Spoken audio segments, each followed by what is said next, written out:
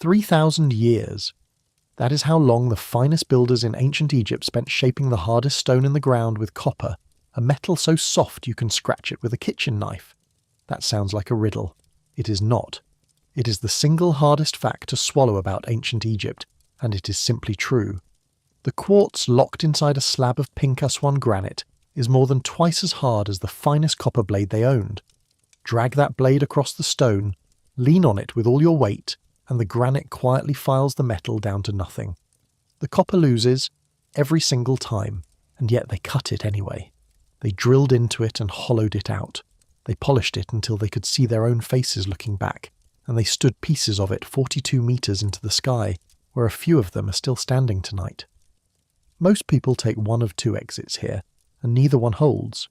Either it was impossible, which is where the lost civilizations and the visitors from the stars come in, or the experts tied this off 100 years ago, and there is nothing left to wonder about. The real story lives in the gap between them, and it is stranger than either one. Because there are two questions buried in this mystery, and almost nobody pulls them apart. The first is how they cut the granite at all. That one has an answer. A real one, a tested one, demonstrated on film in the same quarries the Egyptians used, on the same stone, with the same soft metal. We are going to settle it tonight. Completely. No aliens, no hand-waving. It is the second question that should keep you awake. Once you accept that they could do it, how do you explain the small handful of cuts and holes scattered across Egypt that look, by careful measurement, too precise and too fast for the tools we are certain they had?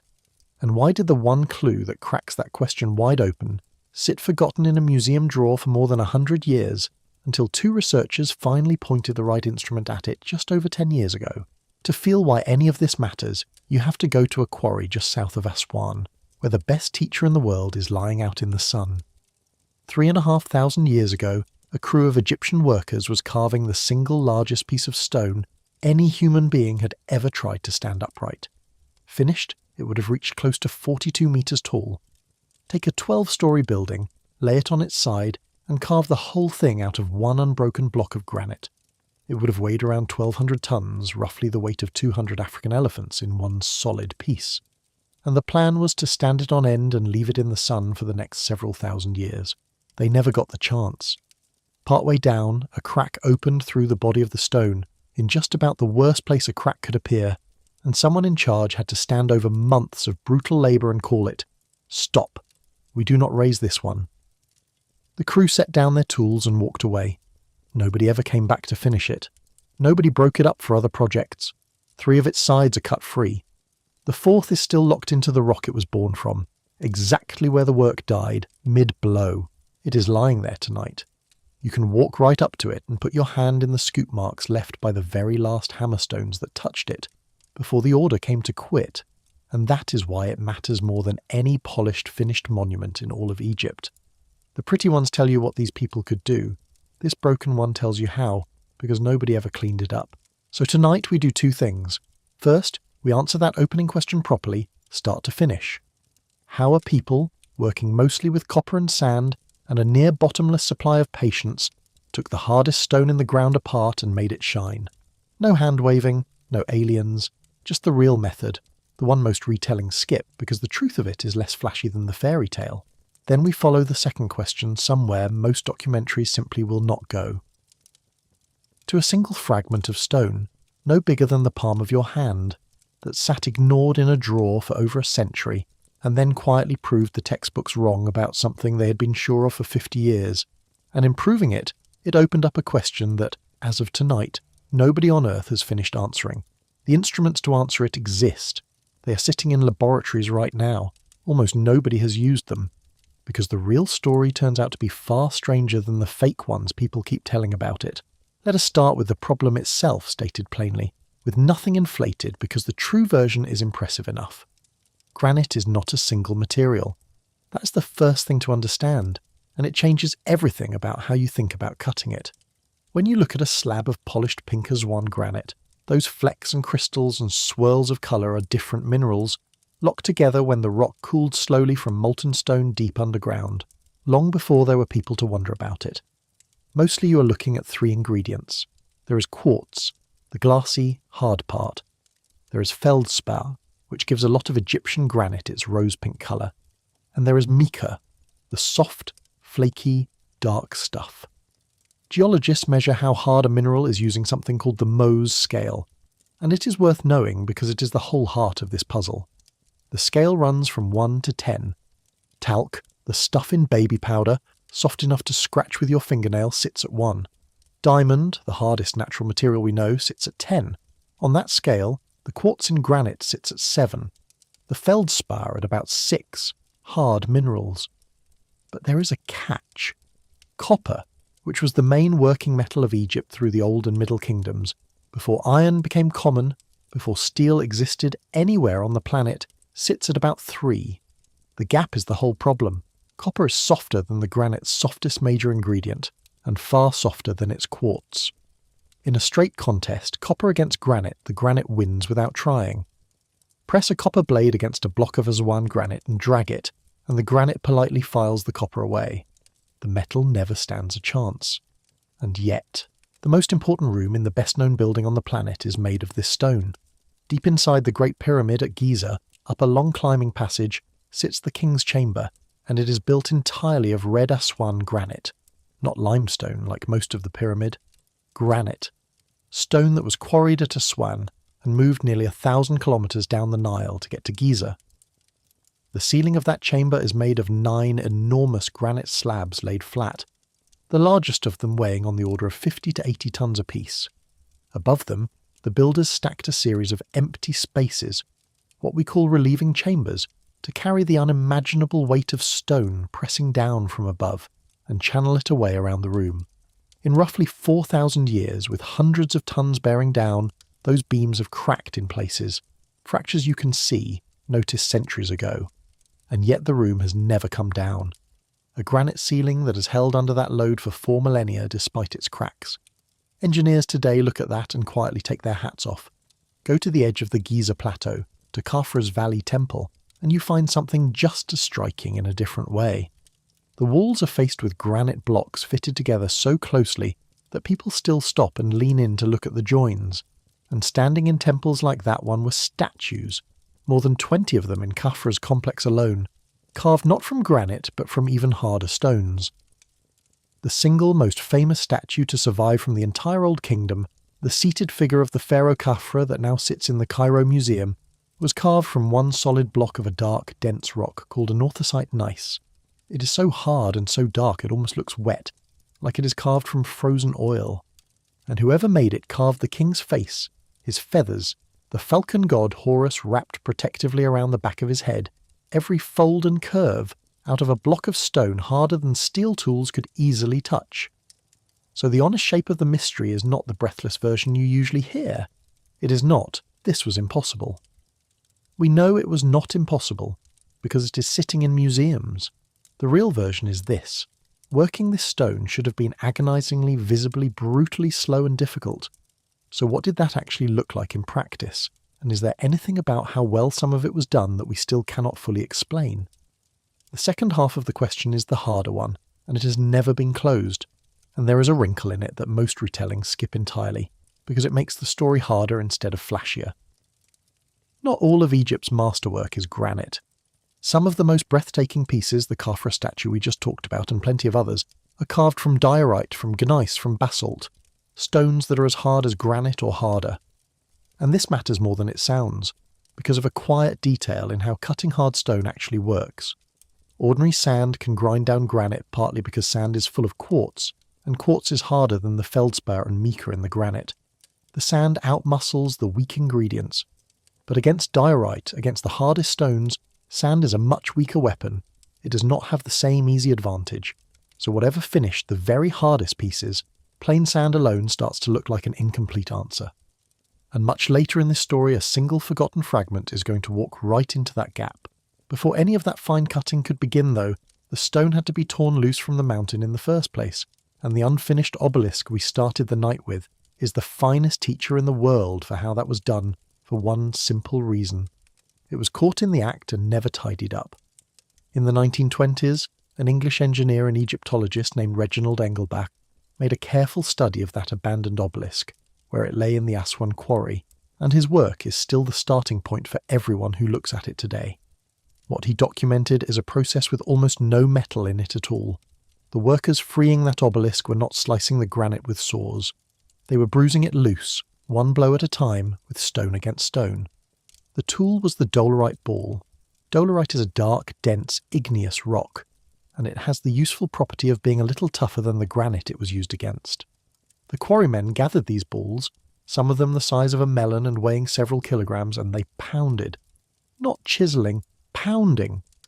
A worker lifted a dolerite ball and brought it down hard against the granite, over and over, and each strike crushed and powdered away a tiny patch of the surface. Do that long enough, with enough hands, and you wear a trench into solid rock. The unfinished obelisk sits inside exactly these trenches, channels wide enough for a man to crouch in, running down both long sides of the stone, where teams worked shoulder to shoulder, pounding the granite away to free the shape from the bedrock around it. The surfaces of those trenches are covered in rounded scoop marks, little overlapping dish-shaped hollows, each one the ghost of thousands of separate impacts. You can read the labour in the stone itself. It is slow, almost beyond what the modern mind wants to accept. Experiments pounding granite with dolerite suggest a single worker might remove only a handful of cubic centimetres of rock in an hour of hard, jarring, bone-rattling work. To free an obelisk weighing 1,200 tons, you're not talking about days. You're talking about months of continuous pounding by gangs of workers, the sound of it filling the valley from dawn to dark, week after week, the dust and the heat, and the endless ringing of stone on stone. And the trench had to go all the way down and then in, undercutting the obelisk, so that eventually it sat on the rock connected only along a thin spine underneath, ready to be split free. That final splitting is where the second technique came in, and it is one historians still argue about. The traditional account, the one you will hear most often, is that the Egyptians cut a line of slots along the planned break, drove in wooden wedges, and then soaked the wood with water so it swelled and forced the stone to crack along the line. Some scholars are sceptical that swelling wood alone generates enough force in hard granite, and suspect that simple levering and continued percussion did much of the work. But wedge slots are real and visible at the quarries, and the principle of splitting stone along a planned line by exploiting its natural grain and pressure points is sound and well attested. Either way, the goal was the same: free the stone cleanly, in one piece, without shattering the thing you have spent half a year making. And that is exactly where this particular obelisk died. Partway through the work, that crack opened across the body of the stone, in the worst possible place, and no amount of clever wedging was going to save it. So the trenches stop, the scoop marks stop, the whole operation simply ends mid-blow, and the evidence of every step is still lying there in the sun. It is the single best window we have into the brute, patient, magnificent front end of the whole process. No saws, no drills, no machine of any kind, just dolerite, muscle and time on a scale that is genuinely hard to hold in your head. So that is how you free the stone. Now comes the harder question. How do you cut it, shape it, and drill it once it is loose? For most of the 20th century, the standard answer from Egyptologists to the question of how was straightforward: copper tools and an abrasive, usually plain sand, to do the real cutting. And for decades, in all honesty, that answer was treated more as a reasonable assumption than as a proven fact. People believed it because it made sense, not because anyone had stood in the quarry and shown it working start to finish. That changed because of one stubborn, patient man and 20 years of his life. His name is Dennis Stocks. He is an experimental archaeologist who worked out of the University of Manchester, and what makes him unusual is that he refused to argue about ancient tools in a lecture hall. He decided to build them, real ones. Copper saws, copper drilling tubes, dolerite pounding stones, bow-driven rigs for spinning a drill, all reconstructed as closely as he could manage to what the Egyptians actually had. No modern alloys, no shortcuts. Over 2 decades, he tested more than 200 replica tools, and he did not just play with them in a workshop.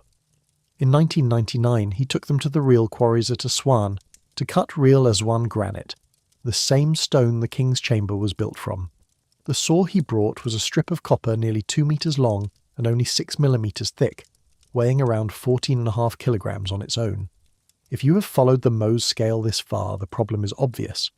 That copper saw dragged across granite should do absolutely nothing except wear itself out. And Stocks knew that perfectly well. That was the whole point, because he was not asking the copper to cut anything. What he did instead was this. He laid the copper blade in a shallow groove on top of the granite, and he poured sand into that groove underneath the blade. Quartz sand, the same gritty stuff blowing around the Egyptian desert in endless supply. Then he weighted the saw down with boulders tied to each end by rope until the whole rig pressed down with around 45 kilograms of force, and he had his team draw the blade back and forth, back and forth. The copper does not touch the stone in any way that matters. What the copper does is trap the sand and press it hard against the granite, and then drag those millions of tiny quartz grains across the surface again and again. The sand is the tool. The sand does the cutting. The copper is just a heavy carrier, a way to hold the grit and lean on it. And it worked. In 14 hours of steady sawing, his team cut a slot 95 centimeters long and 3 centimeters deep into solid Aswan granite. Filmed, documented, and published in the journal Antiquity. Repeatable. And there is one detail people always ask about. By the end of that single cut, the copper blade itself had been ground down by about 7.5 millimeters. The granite ate a real, measurable bite out of the copper saw, which is exactly what you would expect because the sand grinds the soft copper just as happily as it grinds the stone. The metal is being consumed the whole time. It is a sacrifice, not a weapon. That detail comes back later, because it answers an objection a lot of clever people raise. So the answer to how was it even possible is no longer a mystery. It is settled. It is filmed. The method is slow, brutally and unglamorously slow, the kind of slow that explains why a single granite block could occupy a team for days or weeks. But slow is not the same as impossible, and slow times tens of thousands of organised workers across decades is exactly how you get a pyramid. The mechanism, once you really see it, stops feeling mysterious and starts feeling almost beautiful. You are not asking a soft metal to defeat hard stone. You are letting grit, weight, water, and an ocean of human patience win a war of attrition the metal never has to fight directly. And drilling worked the same way. Take a hollow copper tube instead of a flat saw. Spin it, usually with a bow drill, the same back and forth motion you might use to start a fire, and feed sand into the gap under the rim of the tube. The spinning tube and the trapped sand grind a circular trench down into the stone, and what is left standing in the middle is a cylinder of granite. When the drill has gone deep enough, that cylinder snaps off at the bottom, and you are left holding a broken stone core, a solid rod of granite with the spiral marks of its own cutting still wrapped around it. There is one more part of the work that almost never gets explained, and it is the part that actually fools the eye into thinking a machine was involved. The finishing. Because cutting a slot or boring a hole is only the start. The granite that survives in the great temples is not rough. It is smooth, flat, and often polished to a soft sheen you can see your reflection in. So how do you take a pounded, sawn, brutally worked surface and bring it to that? The answer is the same answer as everything else, only finer and more patient. You keep grinding, but you keep stepping down the size of your grit.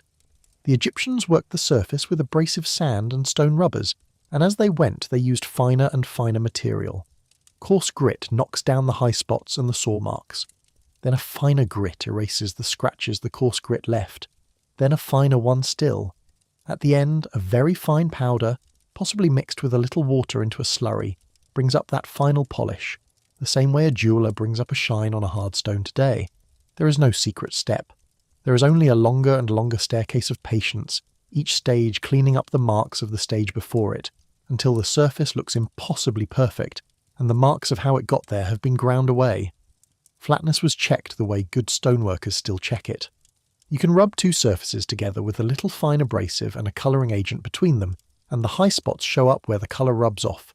Knock those down, repeat, and over time you can bring a stone surface remarkably close to a true plane, entirely by hand and by eye, with no instrument fancier than a straight rod and a patient worker. This is not speculation.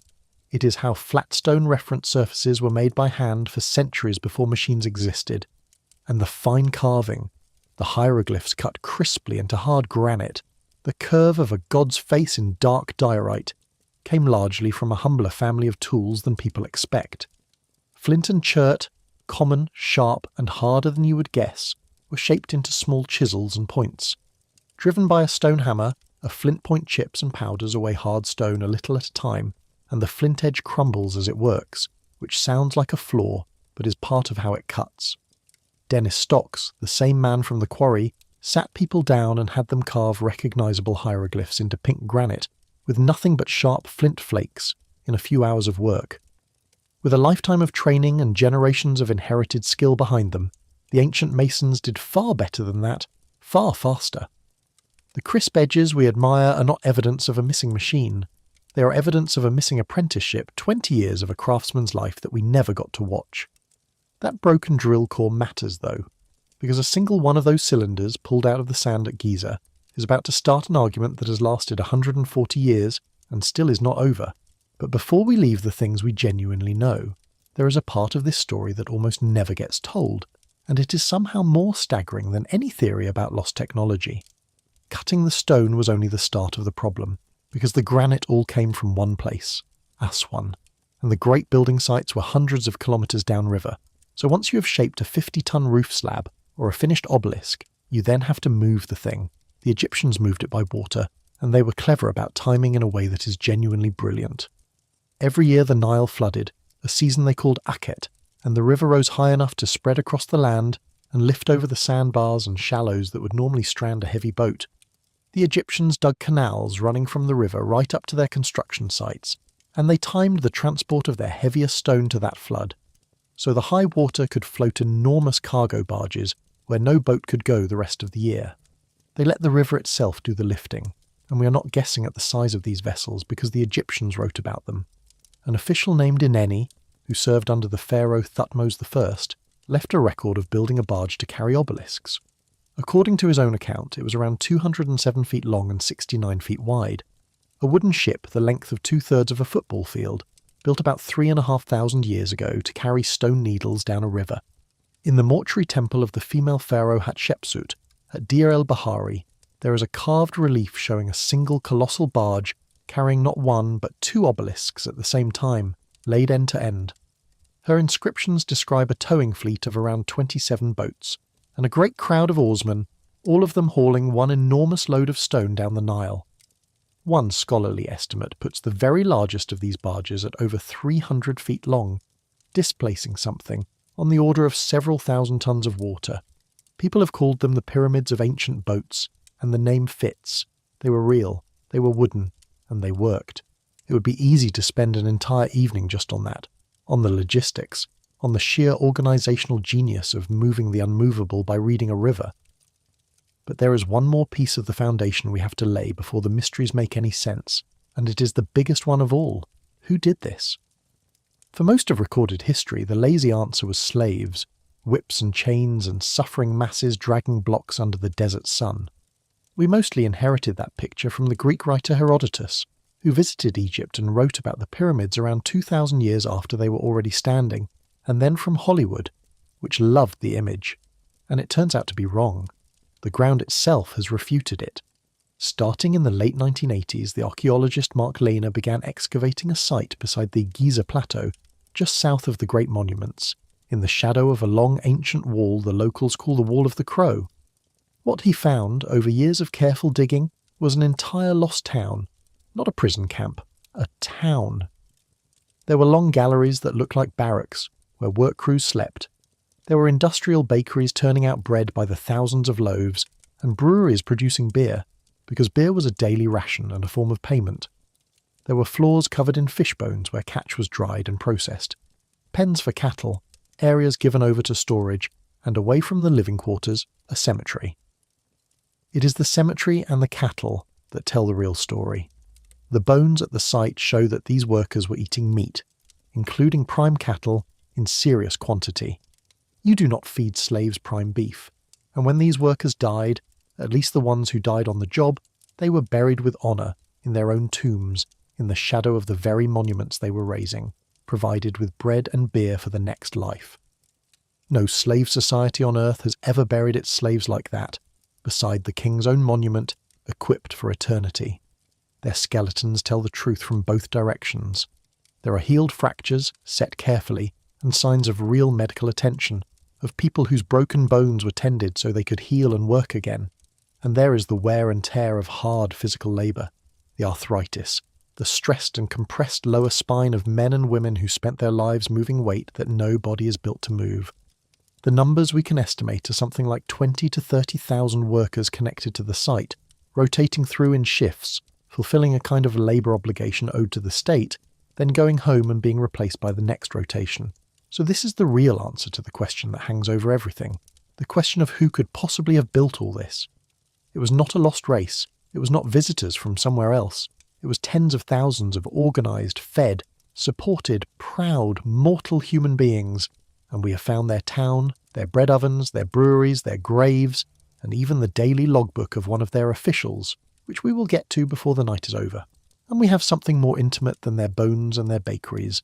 We have their handwriting. In 1837, a British Army officer turned excavator named Howard Vyse was working his way into the Great Pyramid, and above the king's chamber he forced his way, with rather brutal use of gunpowder, into a series of cramped, low spaces we now call the relieving chambers. These are the empty voids stacked above the ceiling to carry the mountain of weight away from the room below. Nobody was ever meant to enter them. They were sealed inside the pyramid the moment it was finished.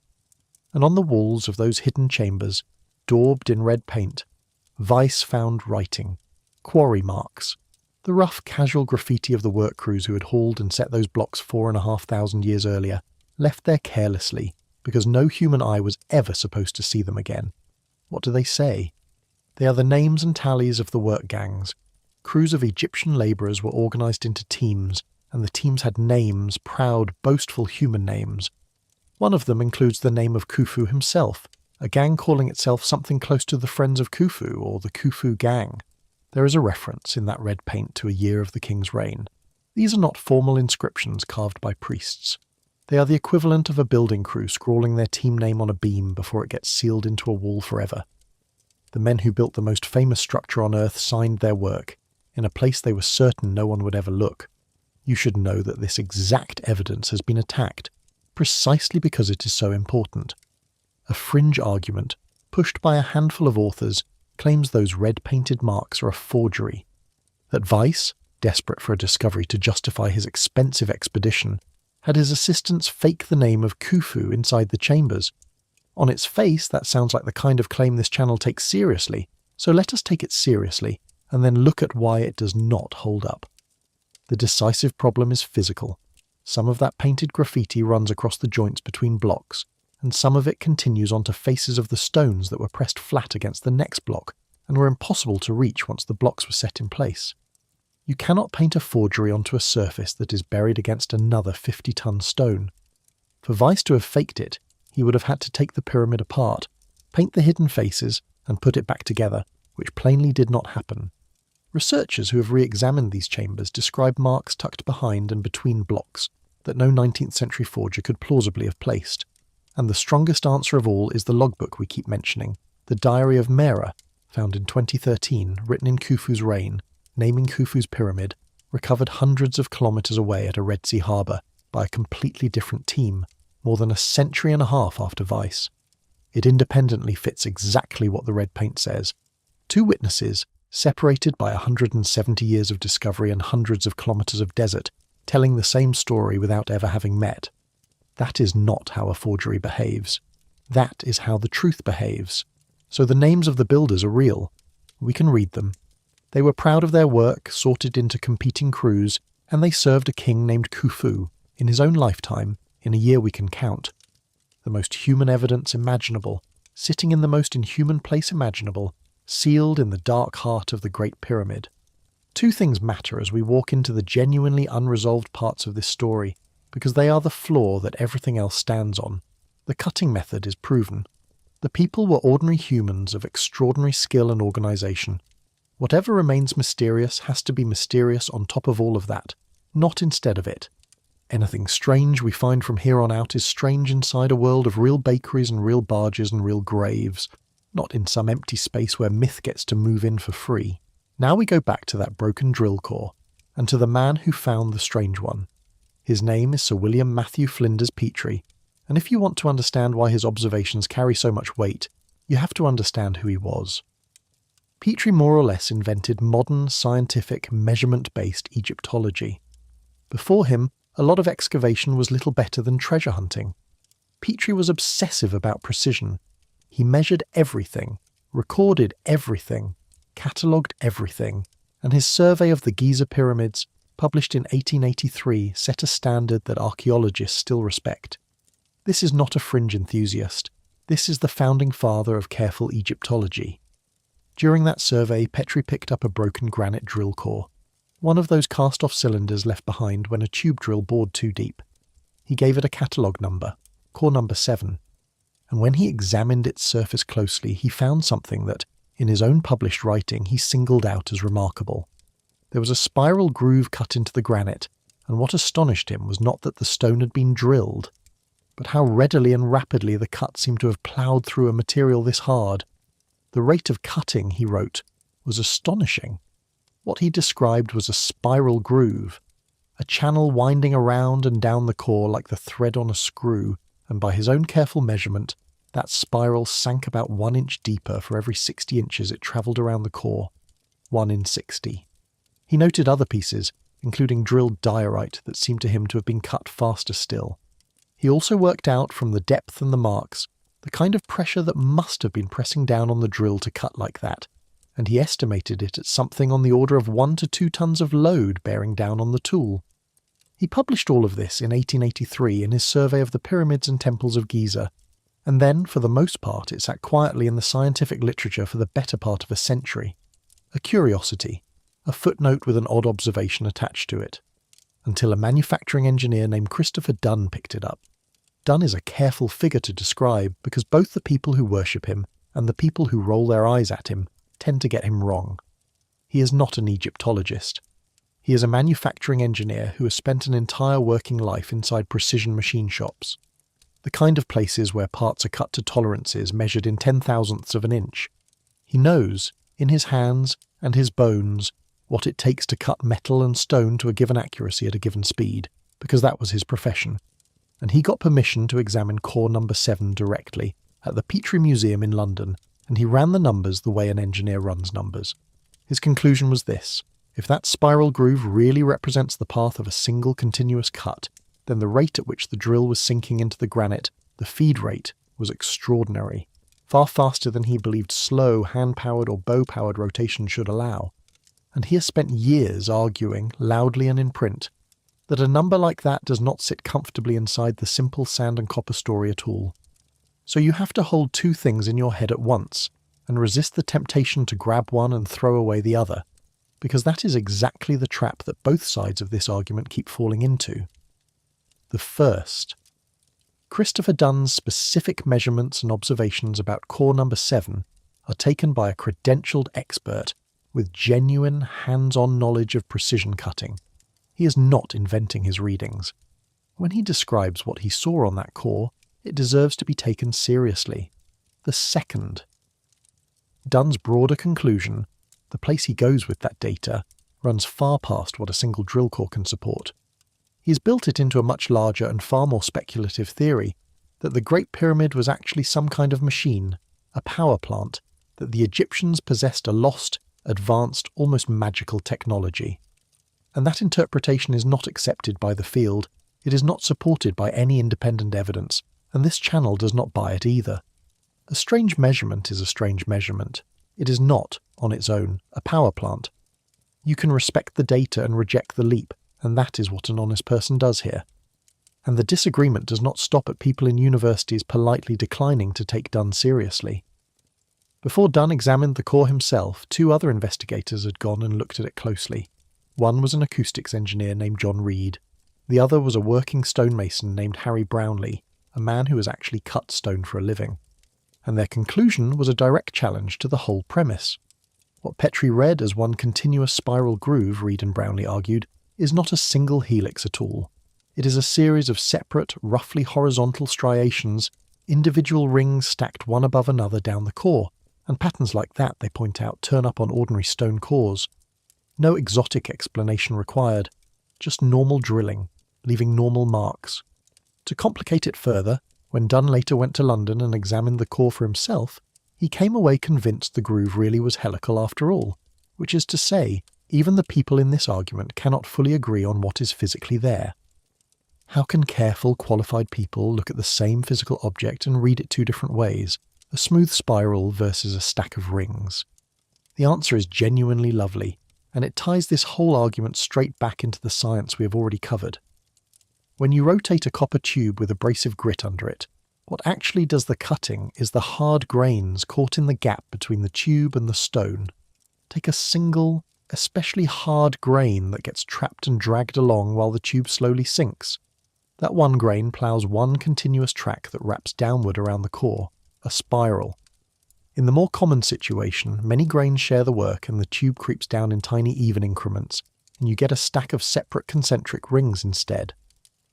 The very same process can leave either signature, depending on the abrasive and the conditions, which is precisely why honest observers can look at one core and disagree about what they are seeing. And there is a thread worth following here, because it quietly stitches this whole night together. Back in the early 1980s, two researchers named Granite and Granite ran controlled drilling experiments, published in a museum journal, to figure out what different abrasives actually leave behind. They found something telling. Loose, dry sand tended not to leave clean, defined grooves. It mostly wore the stone down into a smoother surface. But a harder material, a fixed point or a slurry of something like emery or corundum, those cut-clean, defined grooves. If you take that finding seriously, the very existence of those dramatic, clean spiral channels on the most striking cores could imply something specific. It could mean that something harder than plain quartz sand was, at least sometimes, in the mix. That is an inference, not a proven fact, but it is exactly the kind of inference a fragment later in this story is going to reward. And the most striking detail of all? Petrie himself leaned that way at first. Back in 1883, looking at his remarkable cuts, he wondered whether fixed jewel points, something like corundum or even diamond, might have done the work. But then he reasoned himself backward. Diamond was too rare, he decided, and he could find no good evidence the Egyptians had corundum to hand. So he set the idea aside, treating a hard mineral abrasive as effectively beyond their reach. 130 years later, a fragment in a museum drawer is going to put that assumption to the test. So where does the matter actually stand after a century and a half? One famous artifact. More than one careful examination. Genuinely different readings of the same surface, a continuous spiral or a stack of rings, with even the same investigator changing his mind. And as far as any research for this video could turn up, no conclusive modern restudy, using today's imaging technology, has settled the disagreement once and for all and put it beyond dispute. It remains open and unresolved, which is exactly the kind of thing this channel exists to sit inside, honestly, rather than paper over with a confident answer nobody has actually earned. The fragment that changed everything walked into an argument that had already been running quietly and stubbornly for over 100 years. You need that argument first. And it came down to a single word: emery. Emery is the everyday, gritty form of corundum, that same Mohs-9 mineral, usually mixed with iron oxides, the dark grit that has been glued to sandpaper and grinding wheels for generations. In the ancient Mediterranean world, the great source of it was the Greek island of Naxos, and emery from Naxos was traded and prized as an abrasive for working the hardest stones. The Greeks and Romans certainly used it. So the question that haunted Egyptology was simple and sharp. Did the Egyptians, 1,000 and 2,000 years before the Greeks, also have access to a corundum abrasive? Or were they really limited to nothing harder than ordinary quartz sand? On one side of this argument stood Flinders Petrie himself. Looking at his remarkable drill cores and his strikingly clean cuts in the 1880s, Petrie's instinct was that something harder than sand might well have been involved. He floated the idea of fixed jewel points, of corundum, of emery. His engineer's eye told him plain sand felt like a stretch to explain the very best work. But then he reasoned himself backward. He could find no good evidence that the Egyptians had emery, so he set the idea aside, deciding it was effectively beyond their reach. He trusted the absence of evidence.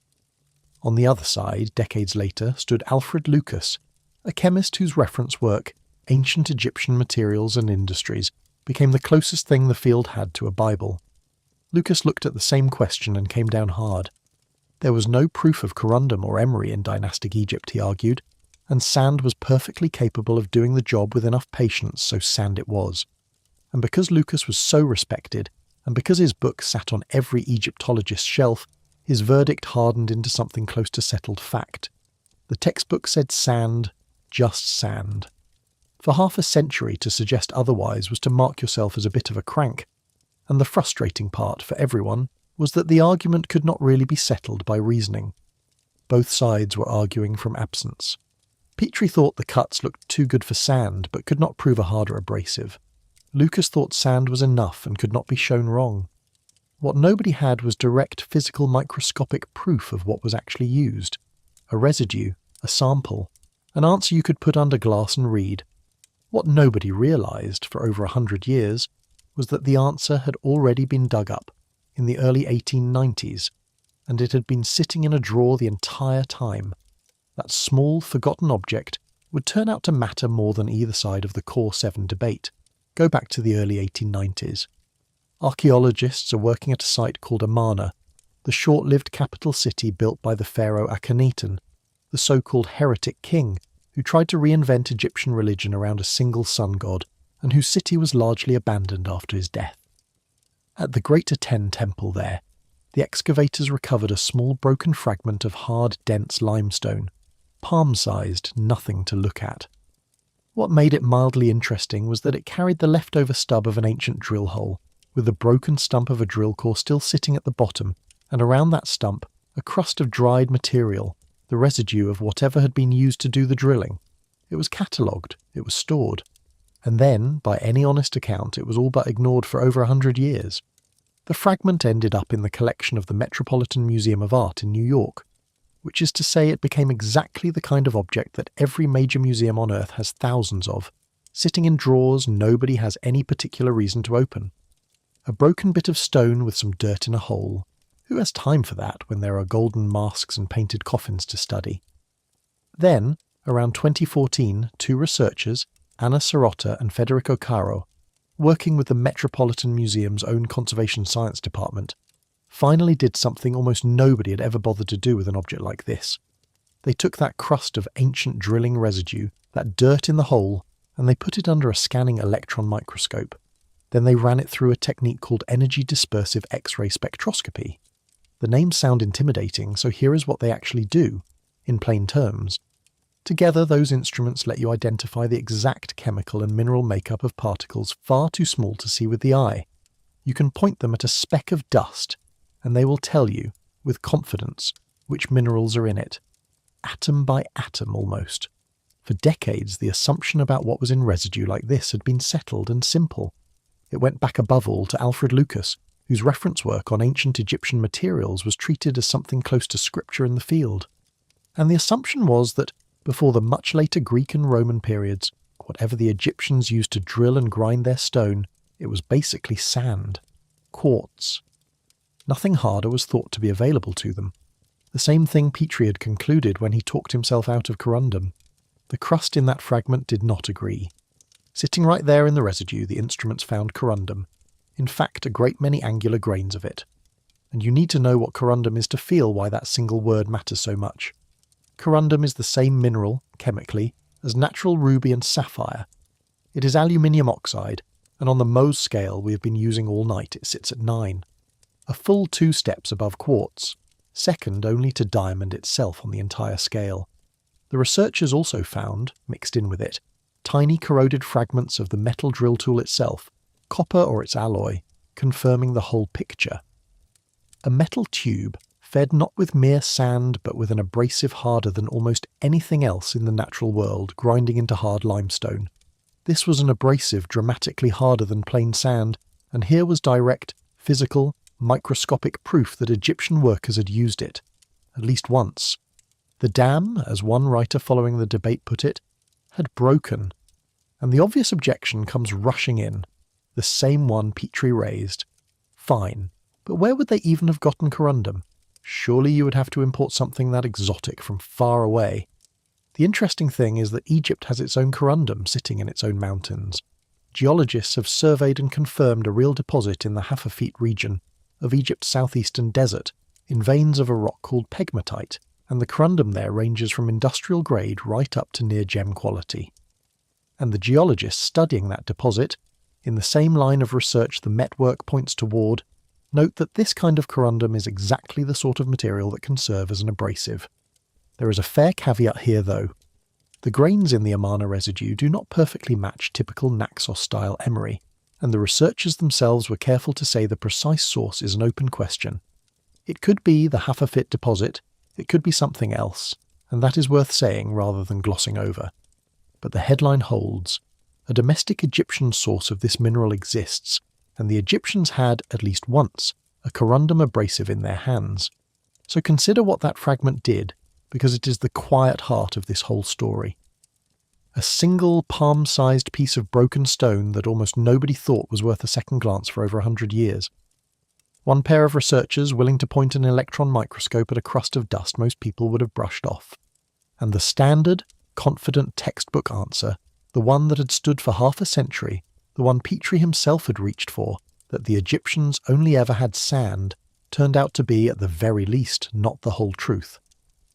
The headlines about this discovery skipped the part that opens a question, rather than closing one. That is where the real open question lives. The corundum from Amana is real. It is published. Serious scholars treat it as genuinely significant, strong enough to force a rewrite of that old assumption that the Egyptians never had anything harder than quartz. But when other researchers in the field have looked carefully at the finding, a cautious phrase keeps coming up, and it is worth hearing exactly. One writer reviewing the debate described the corundum residue as possibly a one-off, not normative, meaning it might be a single confirmed instance. Proof that it happened at least once, but not yet proof of a widespread routine everyday practice. That caution is completely justified, and it also cracks the door open so wide that you could drive a truck through it. This kind of test, swabbing ancient drilling residue and reading the actual minerals in it under an electron microscope, has been performed on what amounts to a tiny handful of ancient Egyptian stone objects in the entire history of the field. Not hundreds, not dozens. A handful you could very nearly count on your fingers. Set that against the scale of what is out there. Every drill hole in the granite roof slabs of the King's Chamber, sitting inside the Great Pyramid right now. Every joint in the fitted granite facing of Khafra's Valley Temple. Every cut on the gigantic granite boxes in the underground galleries at Saqqara that we will come to shortly. The drill cores Petrie himself pulled out of the Giza sand 140 years ago, sitting in museum collections today, including the famous core number 7. As far as this research could establish, almost none of them have ever been tested this specific way. Nobody has put the residue under the microscope. We have looked at almost nothing. So the real unanswered question, the one nobody's inflating, is this. Was the Amana fragment a rare experiment? One workshop, one time, trying something unusual with an expensive abrasive they happened to have? Or is it the first glimpse of a far more common Egyptian practice, one that has been sitting invisible, in plain sight, on monuments that millions of people walk past every year simply because nobody has ever bothered to point the right instrument at the right speck of dust to notice it? We genuinely do not know. And the frustration is purely practical. The tools to find out exist right now, today. They are sitting in conservation labs around the world. The granite is sitting in the desert, where it has sat for 4,000 years, waiting. Almost nobody has put the two together. The answer is just sitting there unasked. To understand how a question like that should be handled, and to watch the difference between real investigation and sensational guesswork play out in real time, we do not even have to leave the subject. Something almost exactly like this happened very recently with a different set of Egyptian stone objects, not the monuments, the vases. Scattered through the museums of the world are thousands of small stone vessels, vases, bowls and jars carved from the hardest stones Egypt worked.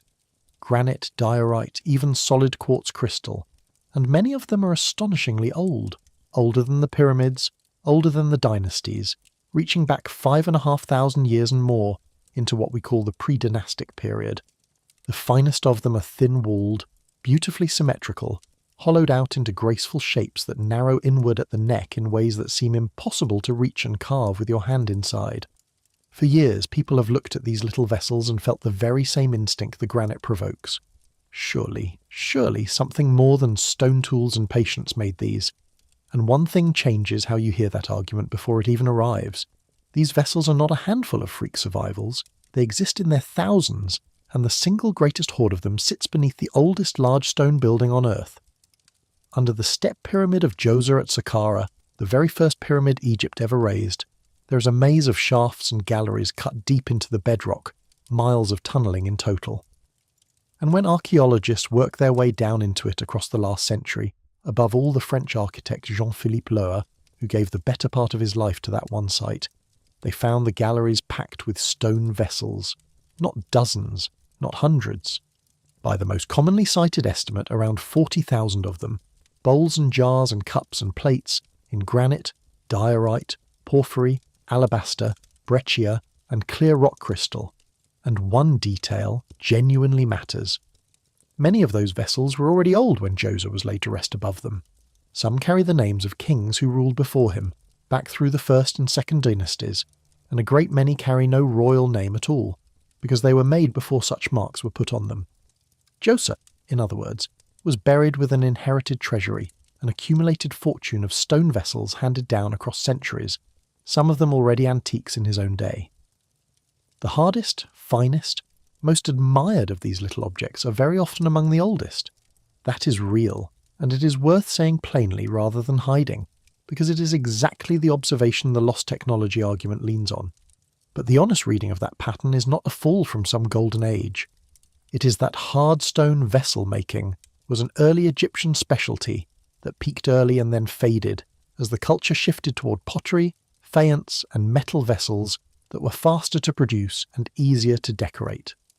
A skill can be at its height near the beginning of a tradition and then be quietly set aside, not because anyone forgot how, but because fashion and economics moved on. We have watched whole trades disappear that way within living memory, with no mystery attached to any of them. So how were they actually made, these thin-walled jars with bellies wider than their mouths, hollowed out through openings barely big enough for 2 fingers? We are not guessing at this. The Egyptians showed us in their own tomb art, and they built the answer into their own writing.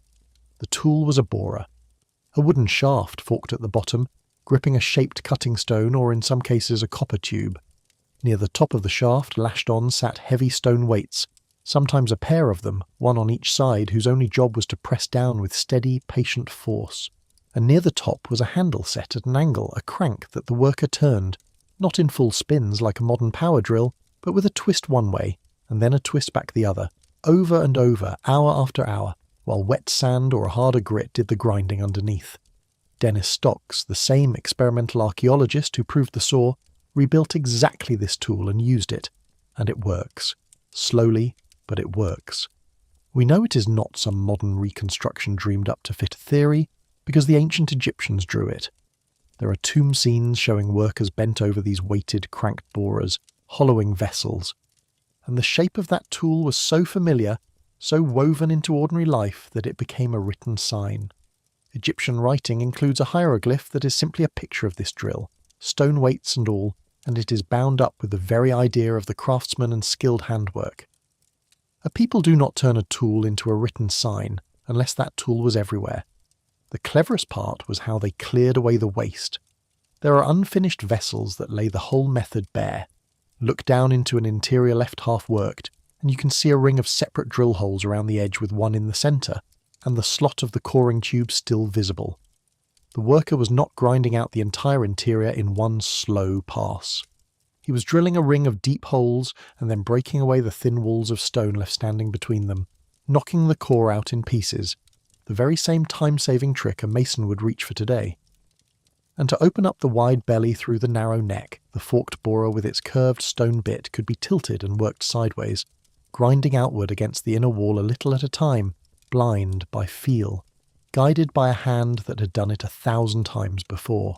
When Stocks estimated how long one good bulbous, lug-handled hard stone vase would take from start to finish by these methods, his figure was on the order of many hundreds of hours of work. Hundreds of hours for a single small jar you could cradle in 2 hands. That number tells the whole story. It tells you why these things were treasure, why a king was buried with thousands of them as inherited wealth, and why the precision is real. You do not get careless on our 600 of an object that has already cost you months of your life. The roundness, The symmetry, the thin and even walls are not the fingerprint of a machine. They are the fingerprint of a human being who simply refused to stop until it was right. And it is worth picturing who that human being was. Hundreds of hours of grinding away at a single jar is not a task for an amateur or a pressed conscript. It is the work of a specialist, somebody who had spent years, very likely a whole apprenticeship from boyhood, learning how hard to press, how to read the grain of one particular block of stone, when to change to a finer grit, how to feel through a wooden shaft whether the wall on the far side of a narrow neck was getting dangerously thin. This was a trade handed down inside families and workshops, generation to generation, a body of knowledge carried in the hands rather than written in any book. None of it survives as text. All of it survives in the objects themselves. When you look at the finest of these vessels, you're not looking at the output of a machine that anybody could have switched on. You're looking at the last perfected work of a long line of human beings who gave their working lives to one fiercely difficult skill, and then took the exact secrets of how they did it down into their graves. That is precisely why the method had to be rediscovered the slow way, by people like Stock sitting down and actually trying it, instead of simply being read off a wall. There is one more wrinkle the careful version of this story has to face squarely, because it is the hardest case of all. Some of these vessels are not granite or diorite. They are carved from solid rock crystal, which is pure quartz, sitting right at 7 on the hardness scale. Ordinary quartz sand, the workhorse abrasive, is the same hardness as the very thing it is trying to grind, which means it barely bites. Hollowing a flawless beaker out of clear rock crystal with sand alone would be agonizingly, almost punishingly slow. This is one place where the question we keep circling tonight, whether something harder than plain sand was sometimes in the mix, stops being abstract and gets specific. A pinch of emery or corundum in the slurry would change everything about working the very hardest of these vessels. Given what that Amana fragment revealed, the inference almost writes itself. The finest workshops may well have reached, at least now and then, for an abrasive harder than sand on their most demanding pieces. We cannot say that for certain, and it is fair to flag it as a reasonable suspicion rather than a settled fact. But it is the sort of thing residue testing could confirm or rule out, if anyone ever pointed the right instrument at the inside of one of these jars. As far as anyone has published, almost no one ever has. And there is a quiet irony buried inside the lathe claim itself, one that engineers tend to notice before anybody else. A simple lathe spins the workpiece, and you bring a fixed cutting edge against it, and that edge can only shape what it can physically reach along a more or less straight path. Now think about the shape these people point to as the proof of a lathe. A vessel with a round belly that is wider than its own mouth, hollowed out behind a narrow neck. That is the one shape a basic lathe is worst at, because you cannot pass a rigid cutting bar through an opening narrower than the chamber you're trying to widen on the far side of it. The undercut interior, the exact feature held up as machine-like, is geometrically hostile to the simple machine being proposed. It is, on the other hand, precisely what a flexible, hand-worked borer, reaching in at an angle and grinding outward by feel, would leave behind. The evidence the dramatic reading leans on actually points the other way, once you think like a machinist for a moment, and the depth of time here is staggering on its own. The oldest of these vessels come from the Snikada cultures of Upper Egypt, before the first pharaoh, before the country was even a single country, more than 5,000 years ago and reaching back further still. People living in mud brick villages along the river, with no writing yet, no wheel in any meaningful sense, no iron, sat down with copper, stone, sand and water, and turned out hard stone vessels so fine that later generations would treasure them, and modern collectors would mistake them for machine work. The skill was already mature at the very dawn of the civilization. That is the true astonishment, and you do not need a lost race to feel the weight of it. You need only the plain fact that ordinary human beings, given enough generations to perfect a trade, get unimaginably good at it. So by the time a modern audience first sees one of these vessels glowing under a scanner, the honest backdrop is already in place. We have tens of thousands of them. We can trace their tradition back to before writing. We have the tool that made them drawn on a tomb wall and built into the writing system. We have unfinished examples showing the trick of the ring of drill holes, and we have living craftspeople who have done the work by hand. None of that stopped the most sensational version of the story from sweeping the internet anyway. In 2025, that old temptation got its loudest moment yet. A private collector and podcaster named Matt Beale presented a body of work on hard stone vessels at an alternative history conference called the Cosmic Summit. He backed the display with CT scans and detailed three-dimensional models, and he made a dramatic claim. The interiors, he said, showed a precision that rivaled modern computer-controlled machining, with shape errors smaller than 1,000th of an inch, and he argued that a lathe, some kind of true machine, must have been involved. A researcher named Max Fomichev-Zamilov reported similarly tiny errors on a number of scanned pieces. And for a season, the internet was certain. Here, finally, was the proof. Lost machinery, a vanished high technology, hidden in plain sight in little stone pots, and then something genuinely admirable happened. The thing that separates careful investigation from the chase after a thrill. Other researchers went and did the slow, painstaking, decisive work that nobody finds exciting until it changes everything. A metrologist named Stina Gerders, working under the banner of Arc Scientific, ran rigorous, openly published three-dimensional analysis on a set of pre-dynastic vessels with real, documented histories from the collection of the Petrie Museum.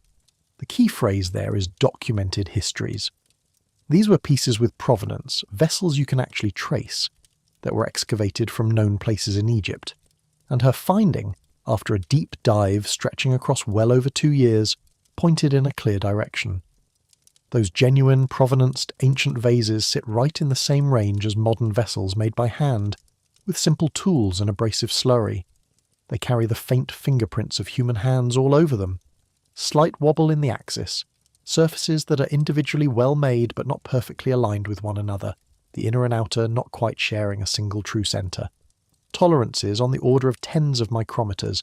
Fine work, beautiful work, but not machine work.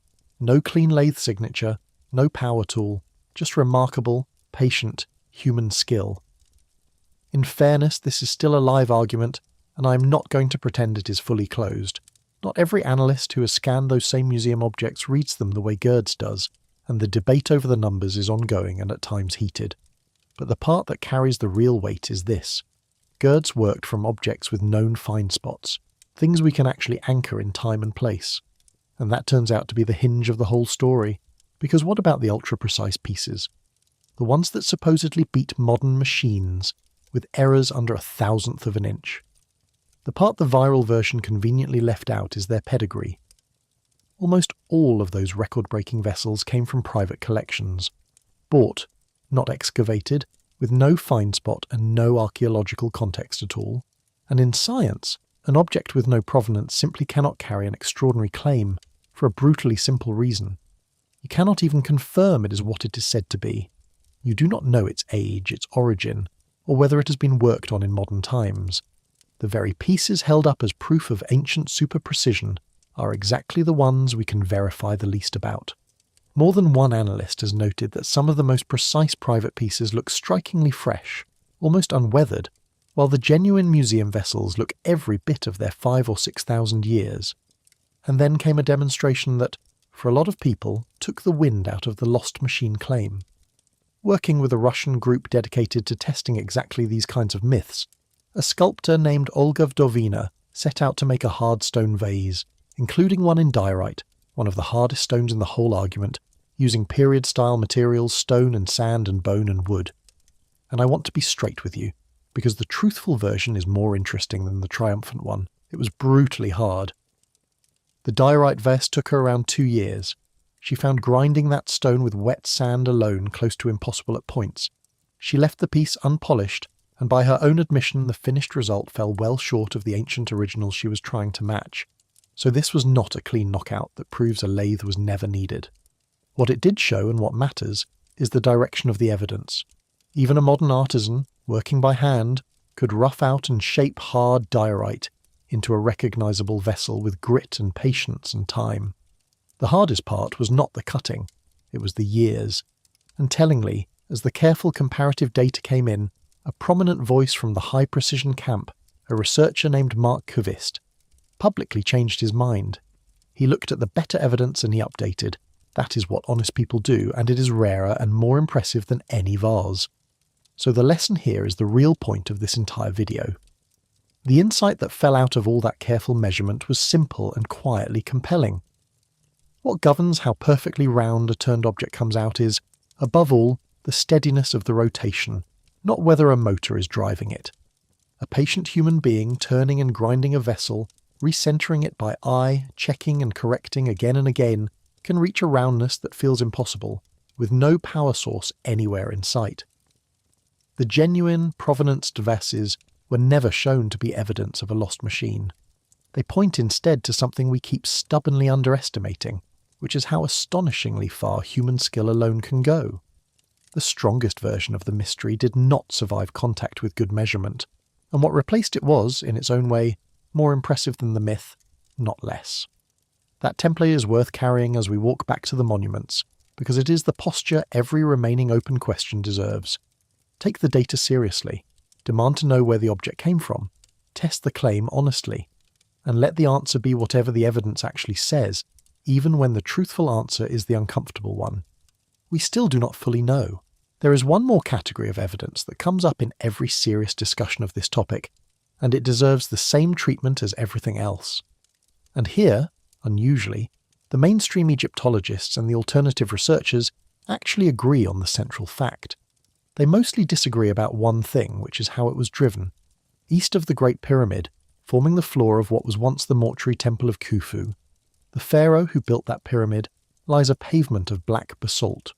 Most visitors pass it without a second thought, a dark, broken floor in the dust.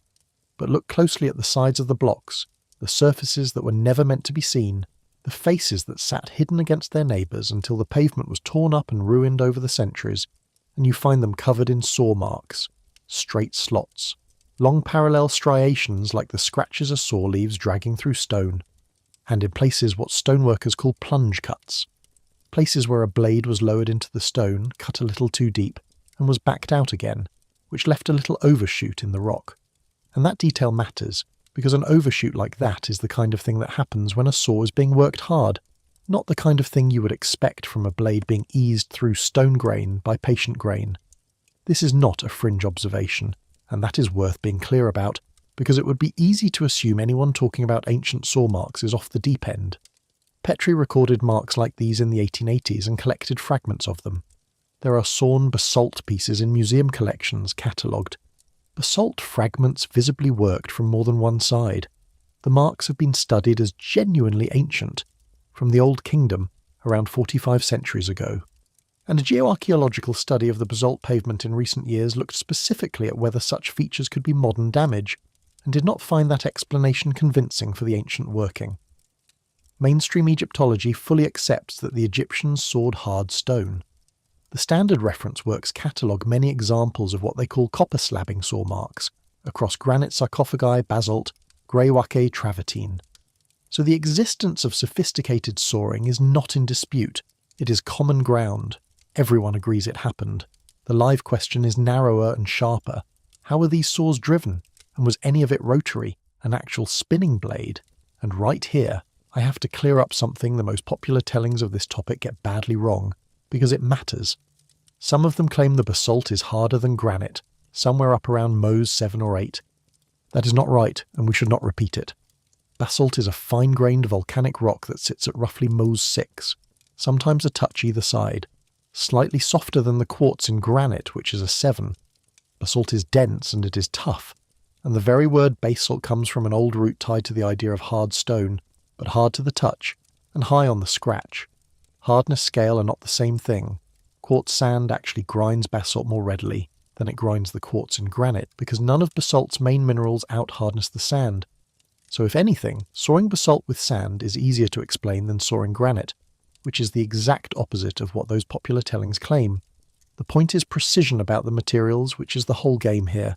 This is where it gets genuinely interesting, and where we have to be scrupulously fair to both sides. Petrie himself, the founder of careful, measured Egyptology, the most mainstream figure in the field's entire history, wrote that certain cuts in hard stone were difficult to account for with anything but a circular, rotating tool. That is a remarkable thing to find in print, from that man, of all people. And the alternative researchers are right to point at it. It is fair evidence and it should not be brushed aside. The strongest version of their argument lives at a site called a busier, where a large basalt block carries a long curved cut, with consistent striations and a thin lip at its edge that suggests a very narrow blade did the cutting. And if you take that curve and extend it into a full circle, the blade that made it would have to be enormous. By one reading, a disc several meters across, 9 meters by one estimate, a spinning blade the size of a small building, an object that would be extraordinarily difficult to build in any material, ancient or modern, and the people advancing this reading treat it as evidence of technology far beyond anything we credit the Egyptians with. But honesty cuts in both directions, and the most useful objection to that giant disc reading came, tellingly, not from some debunking professor, but from within the alternative community's own audience. Stoneworkers and engineers, the people who actually swing tools for a living, pointed out something simpler. A curved cut with a huge radius does not require a huge wheel. It requires a huge radius. And there is a far easier way to get a huge radius than building a 30-foot disc. You hang a blade on long ropes and swing it like a pendulum. A blade, even a modest straight or gently curved one suspended on long ropes and swung back and forth in an arc, traces the same broad curve that an enormous wheel would trace, without there being any wheel at all. Charge that swinging blade with abrasive, let gravity and momentum drive it through the stone, and you can carve a long, concave, large radius groove using materials the Egyptians demonstrably had in abundance. Rope, a copper blade, sand. It is not proven either, but it is physically sound, it fits the evidence we can see, and it dissolves that impossible giant wheel without having to wave the saw marks away as if they were not real. So here is where the matter honestly rests. The saw marks are real and ancient. The fact of sophisticated sawing is not in dispute. Petrie's own remark about a rotary tool is real, and is not casually dismissed by anyone serious. And the most dramatic curved cut has at least 2 physically plausible explanations, a rotary tool or a long-radius pendulum, neither of which has been confirmed by a definitive modern experiment that settles it for good. This is, once again, exactly the channel's territory. A real mark in real stone with a fair argument on both sides, and no one yet who has done the decisive experiment to close the question. There is one more thread to pull here, because it answers an objection that sounds devastating right up until you look at it closely. Skeptics of the abrasive model, and these include very experienced stoneworkers who know their trade, ask a sharp question. If copper saws did all this cutting, where is the copper? Why are these cuts not stained green, the way copper marks things over time, with metal smeared through every slot? It is a good question, and it has a good answer. In abrasive sawing, the copper is not the cutter, and the copper does not survive the cut. We already saw this with stocks. The sand grinds the stone, and the sand grinds the soft copper just as relentlessly. In Stock's experiment, the blade lost a substantial amount of itself, around 7.5 millimeters of its own depth, in a single 14-hour cut. The metal leaves as fine powder, flushed away with the spent sand and the rock dust. And when researchers checked experimentally worked stone for embedded copper, the loose abrasive turned out to carry the metal particles out of the cut, rather than pressing them into the stone. So the missing copper is not a hole in the story. It is closer to a prediction the story makes. The abrasive model says the copper should be largely gone, and it is largely gone. That is the model working, not failing. There is a related observation, though, that is fair to raise rather than dismiss, and it keeps the balance honest. The Egyptians depicted an enormous amount of their daily labour on tomb and temple walls. Farming, fishing, baking, brewing, metalworking, woodworking, every kind of ordinary work. And yet the near total absence from all that art of any clear scene showing a large stone-cutting saw or a heavy drill in action is a little curious. The likeliest answer is mundane.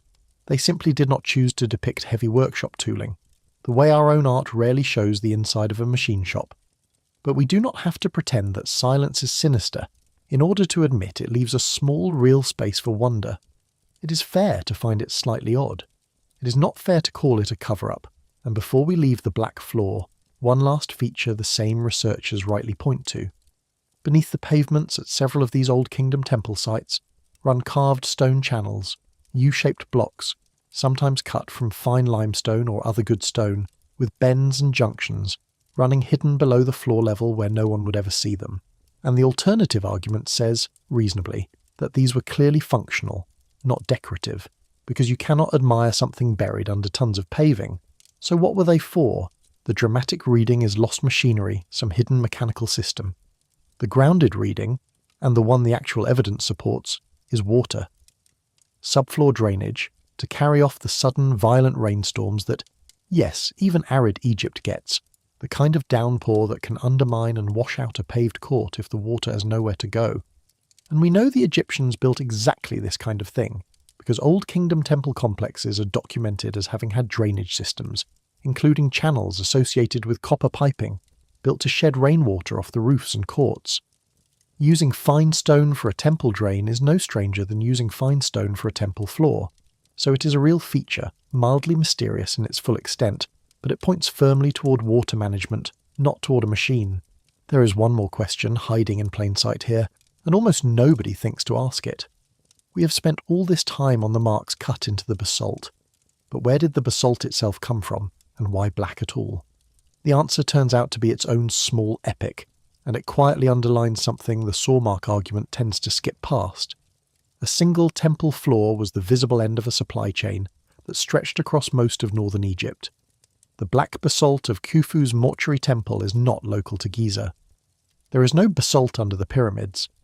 The basalt used in these Old Kingdom temple floors came from a place called Widan el Faras, a twin-peaked volcanic ridge on the northern edge of the Fayum, well over 60 kilometres away across open desert. As far as anyone can tell, it was the main source the Old Kingdom drew on for this particular stone, worked in a cluster of quarries strung along the top of the ridge, and getting heavy basalt blocks down off that ridge and all the way to Giza was a logistical problem of the same order as moving granite down from Aswan, just by a different route and over harder ground. Their solution still lies out there in the sand, and it is astonishing on its own terms. To move the blocks, the Egyptians built a road, a real engineered paved road, running for roughly 11 to 12 kilometres from the quarries down toward the water. It is about 2 metres wide, laid as a single course of whatever durable material was close to hand, slabs of sandstone and limestone, lumps of basalt, and, most striking of all, logs of petrified wood, fossil timber long since turned to stone, set into the surface to give the loaded sledges firm footing. It was built around 4,500 years ago, in the same era as the Giza pyramids themselves, and it holds a quiet record. It is often described as the oldest surviving paved road anywhere on Earth. Before Rome, before any empire you could name, Egyptian work gangs laid down a stone highway just to haul the floor of a single temple, and enough of it is still in place that you can trace its line across the desert today. That road did not run to Giza directly. It ran toward the shore of a vast ancient lake, the much larger ancestor of the shrunken Lake Karun that survives in the Fayum now. From a quay on that lake, near an Old Kingdom temple at Qasr el-Saga, the basalt was loaded onto boats, and during the annual flood, when the water rose and opened a path through to the river, those boats carried the stone out into the Nile and downstream to the building sites. It is the very same logic we saw with the Aswan granite. Wait for the flood, let the high water do the lifting no team of men ever could, and float what could never be dragged. A floor we walk across without a second thought was prized off a desert ridge, sledged down one of the oldest roads on Earth, ferried across a lake, and floated down the Nile on the rising flood. Every stage of it organised, scheduled, and carried out by hand. And this was no one-off indulgence at a single temple. The same black basalt, from the same Fayum source, paved a series of Old Kingdom royal temples across several reigns. An Egyptologist named James Harrell, among others, has studied these basalt floors and their source, and what they add up to is not a whim but a programme. A recurring royal architectural language used by pharaoh after pharaoh across the 4th and 5th dynasties that demanded this one specific black stone from this one specific distant ridge, over and over, for the better part of 2 centuries.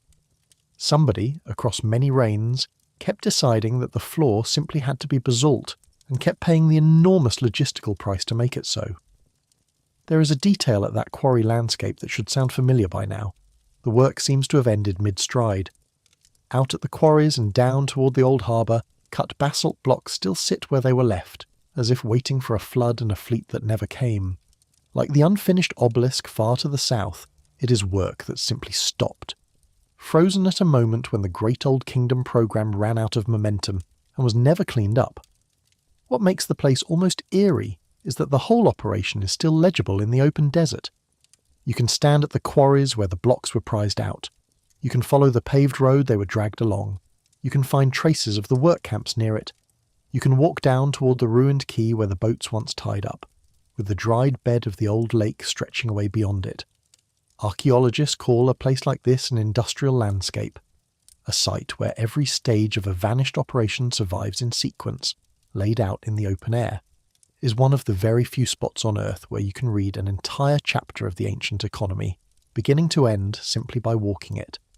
And almost nobody ever does, because it lies far out in the desert and asks a hard journey of anyone who wants to see it.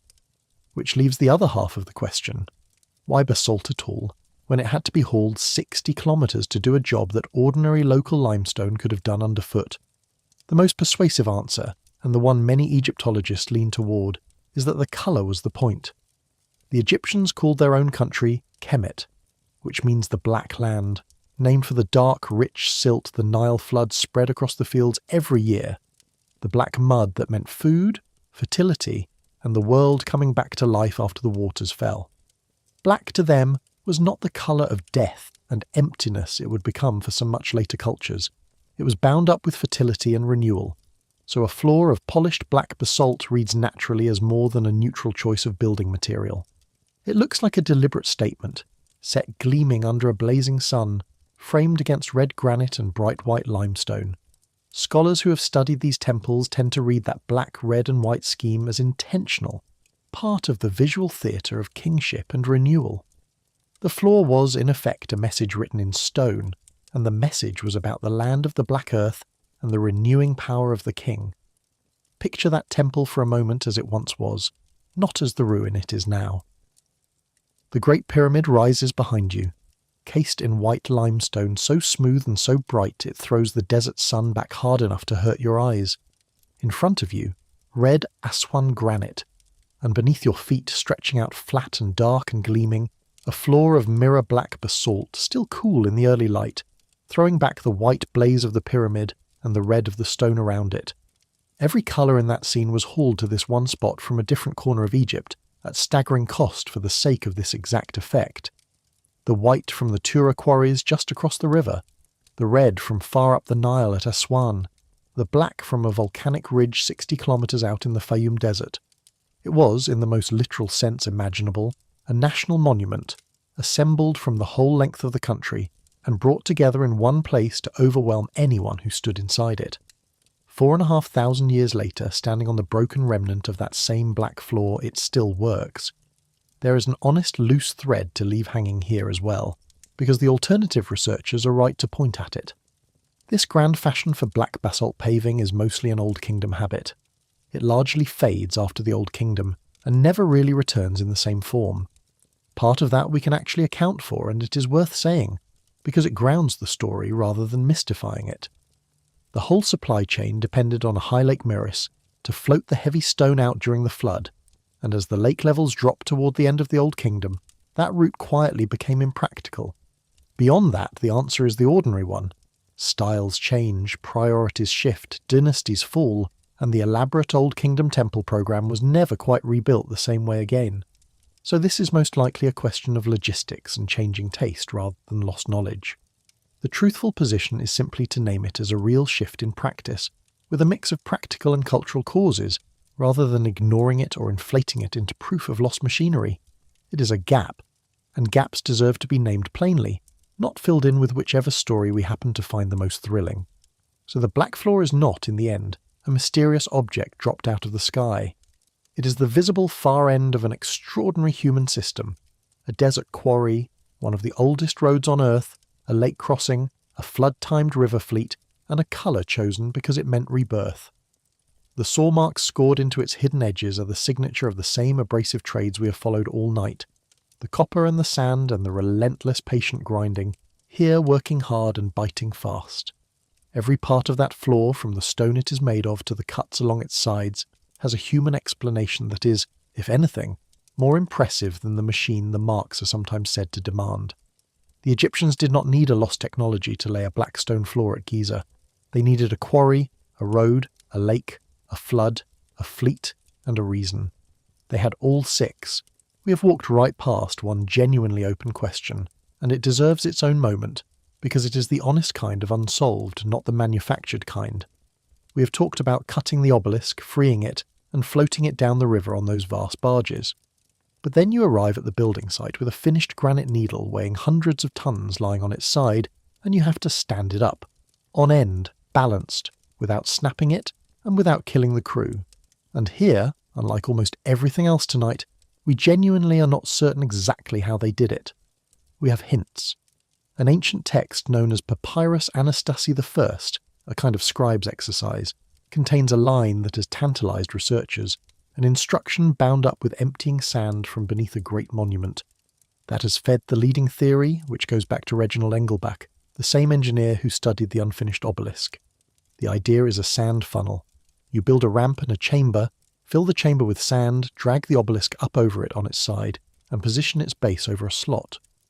Then you let the sand out slowly, through openings, and as the sand drains away, the heavy base sinks down into the slot under its own weight, tipping the obelisk upward toward vertical, until ropes and levers can haul it the rest of the way. Sand as a controlled, gentle lowering machine. No magic, just gravity, and the strange, useful physics of how dry sand flows. Does it work?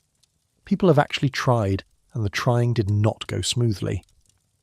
The American public television series Nova ran experiments on exactly this problem, working with the stonemason Roger Hopkins and the Egyptologist Mark Lehner. Through the 1990s, they tried more than once to raise obelisks and ran into trouble. Attempts stalled. An obelisk got stuck partway up at an awkward angle and refused to come vertical. The neat theory met the stubborn reality of tons of stone, and the stone won more than once. And then, finally in a quarry near Aswan, with a sand pit, a stone-lined turning groove and teams hauling on ropes, they did it. A roughly 25-ton obelisk came upright, very likely the first obelisk raised by those methods in modern times. One of the people there described the moment it reached vertical. It stopped being a rock at an angle and simply became an obelisk, and the crowd surged forward to put their hands on it. But weigh that triumph against the scale of the real thing. 25 tons, a real achievement, a real proof of concept, and a wonderful thing to watch. But the unfinished obelisk back in the quarry, the one we started with, would have weighed close to 1,200 tons. That is not 25 tons. That is roughly 50 times more. The methods that finally stood up a 25-ton needle do not simply scale up by multiplying. The forces, the ramps, the sand chambers, the number of workers, the sheer engineering of controlling that much weight on the move, all of it grows into territory nobody has tested at full scale. So the truthful position is this. We have a plausible method, demonstrated at modest scale, and a real, unclosed gap when it comes to the giants. How the very largest obelisks were raised, and how a 1,200-ton monster would have been stood up had that crack never appeared, remains one of the honest open questions in the field. Not because the answer is forbidden, because the experiment at that scale has never been run. And that again is the real texture of this subject once you strip away the hype. Not a wall of impossibilities, a handful of specific, nameable, unfinished pieces of homework sitting in plain sight, waiting for someone with the patience to do them. It is worth remembering too that for every obelisk that failed in the quarry, many succeeded, and their afterlives are almost as staggering as their making. Walk into the Karnak temple complex at Luxor today, and you can stand at the foot of an obelisk that the female pharaoh Hatshepsut had raised there around 3,500 years ago. It is close to 30 meters tall, a single piece of pink Aswan granite weighing several hundred tons, and it is still standing exactly where her workers stood it up after 35 centuries. Her own inscriptions famously record that the quarrying and preparing of a pair of her obelisks was accomplished in a span of 7 months. 7 months. And the surviving one is still up there, catching the same sun it caught when Egypt was young, while its companion lies broken nearby. But the tallest standing Egyptian obelisk in the world does not stand in Egypt at all. It stands in Rome, in the square before the Lateran Basilica, and it is called the Lateran Obelisk. Begun under Thutmose III and finished and raised under his grandson Thutmose IV, it is over 32 meters of red Aswan granite. Even today, after losing a piece to damage, it weighs on the order of 300 tons. And then, centuries after Egypt's own builders raised it at Karnak, a Roman emperor decided he wanted it. In the 4th century after Christ, Constantius II had that enormous granite needle taken down, floated down the Nile, shipped across the Mediterranean on a purpose-built vessel, and re-erected in Rome. It fell at some later date and broke into pieces, and lay buried in the ruins of an old chariot racing circus until the 16th century, when a pope had it dug up and stood upright once more. It is still there. The same stone quarried at Aswan, raised at Karnak, shipped to Rome, fallen, buried, and raised again, across thousands of years and more than one civilization. And 2 more of these stones stand even farther from home. A pair of obelisks first set up at Heliopolis near modern Cairo by Thutmose III ended up in the 19th century as gifts from Egypt to the wider world. One stands on the bank of the Thames in London today. The other stands in Central Park in New York City.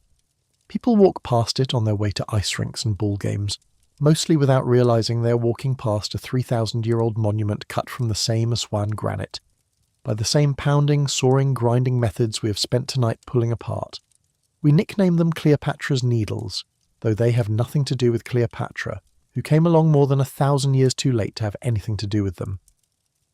The names we give these things are often wrong. The stones do not care, they just keep standing. While we are being honest about what remains open, there is one more real, documented data point that deserves a fair hearing. Not because it proves anything exotic, but because pretending it does not exist would be its own kind of dishonesty, and this channel does not do that. Go back underground, this time at a site called the Serapeum of Saqqara.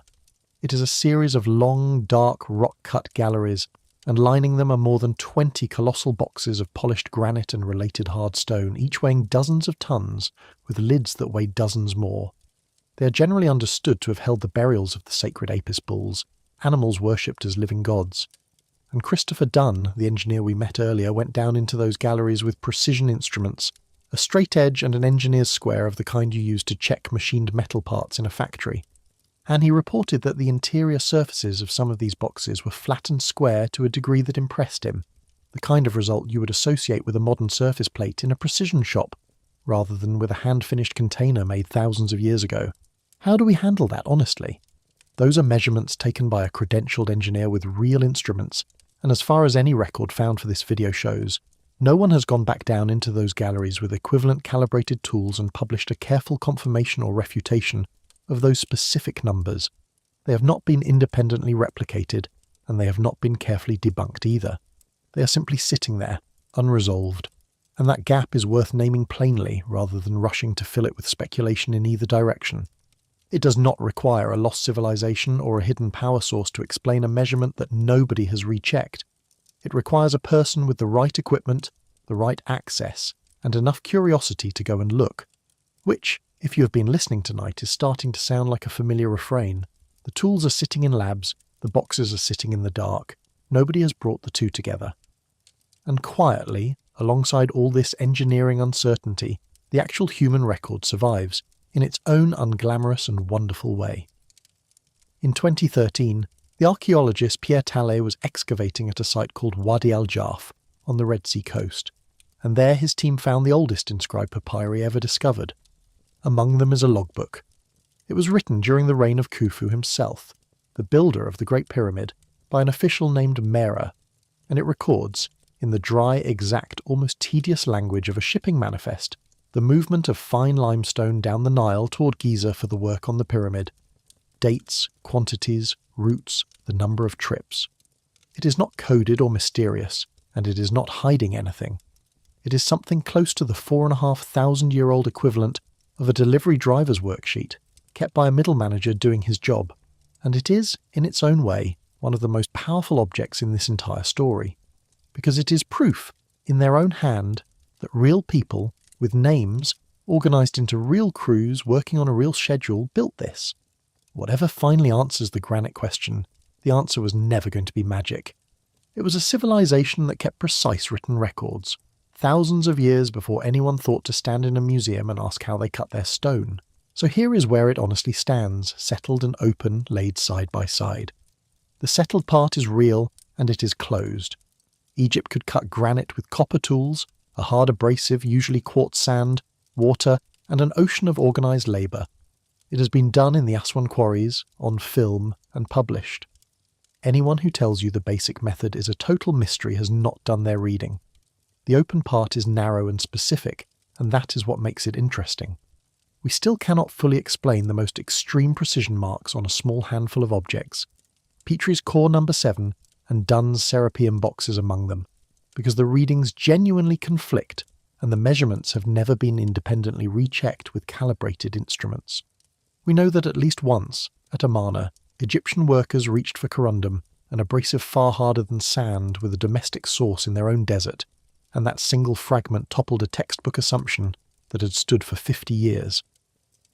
What we do not know is how often they did it, because almost nobody has run the test on anything else, and we cannot yet say whether the most dramatic curved cuts in basalt came from a rotating blade or a swinging one, because no one has done the decisive experiment.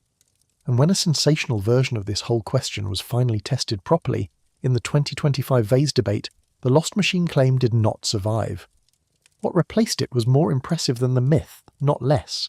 How astonishingly far patient human skill alone can go. That is most likely the shape of the Granite answer too. Not a machine we have forgotten.